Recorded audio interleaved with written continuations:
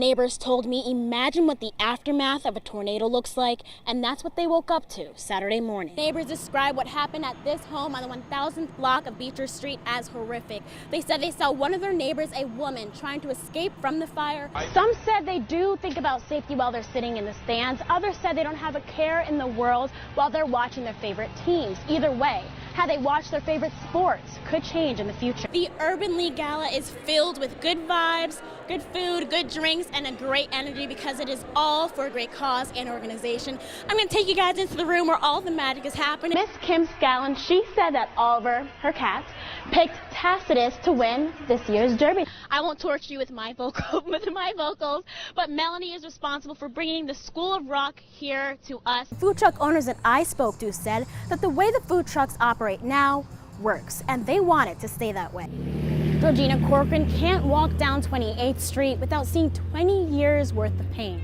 She lost 5 men in her family due to gun violence, but every day when she opens the gate to her home, she sees years worth of love. On 28th Street, you'll hear the echo of jazz music from 6 a.m. to 11 p.m. Play a lot of jazz because jazz soothes the soul. 75-year-old Georgina Corcoran says she needs the soothing around the clock. I begged God to take me for the first year my son was gone because I didn't know how I was going to manage. Her son Gregory was shot and killed a few blocks away 20 years ago. To manage, Corcoran turned her front lawn into a memorial. He was killed in 92. The mourning never stopped. Her grandson Brad was shot and killed in 2006. Brad's brother Brandon 10 years later. 3 months after they killed Brandon, they got Quan and they shot him 21 times in his car on Osage. Brandon's dad died from a massive heart attack after visiting his son's memorial. You steal somebody's car, you can get another car. But you steal a person's life, you can't get that life back. When family members stop by, it's gonna be okay. It's gonna be okay. Corcoran says it gives them hope that the 3 of 5 unsolved murders will be closed. That's the one they murdered Halloween night. I can never let people here forget what happened to those kids because these were not bad kids. Corcoran says she can't leave the block filled with painful memories. You can't just up and go if you don't have the money for that. So she moves her angels in and out of the house, hanging and easing her pain. You have to get a grip somewhere down the road because you don't leave, you don't get away from this. I'm the last one. The last resident to move out of the largest homeless camp in Louisville is a man who calls himself Playboy. Here in Louisville, this has been undisturbed land for quite some time.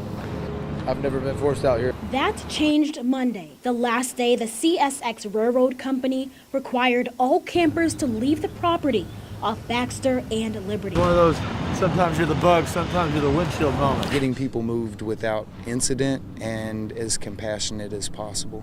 Jeff Gill with the St. John Center for Homeless Men and other outreach workers came to the site every day for a week to give emotional support and housing advice to the residents forced to move. It plays a huge emotional impact and it triggers anxiety. Playboy has lived at the camp for nearly 2 years. Gill says it's emotionally draining for campers to move or lose their belongings. When you have nothing, having something that means something to you means everything. Gill's goal was to make sure the move was as painless as possible.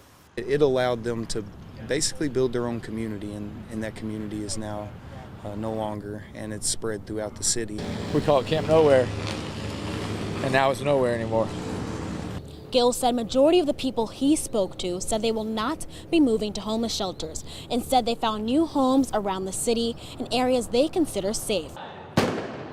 We just kind of literally ran into Victor. Out of nearly 15,000 runners, 3 people were meant to lace up together. It was shocking because, I was attempting to run it by myself no matter what. Amanda Daly and her dad, Steve McCarty, saw Victor Standifer blind, alone, and faithful at last year's marathon. Saw your cane in your hand, your stick, and so we just went up to him. We said, "Hey, are you running with anybody?" And he said, "No." He said, "What's your pace?" We were going to slow Victor down. He didn't want no part of it, so he's going to take his chances without us. Victor took a chance with 2 strangers. And he literally has blind faith. We had the bump system going. I bumped his left, and Amanda bumped his right the whole race. This year, Victor was shocked when the duo called and wanted to help guide him again. Sometimes you don't hear from people. They just blow you off because one-time thing, they don't see you no more. I'm just blessed to run them with again, a friendship I can always have.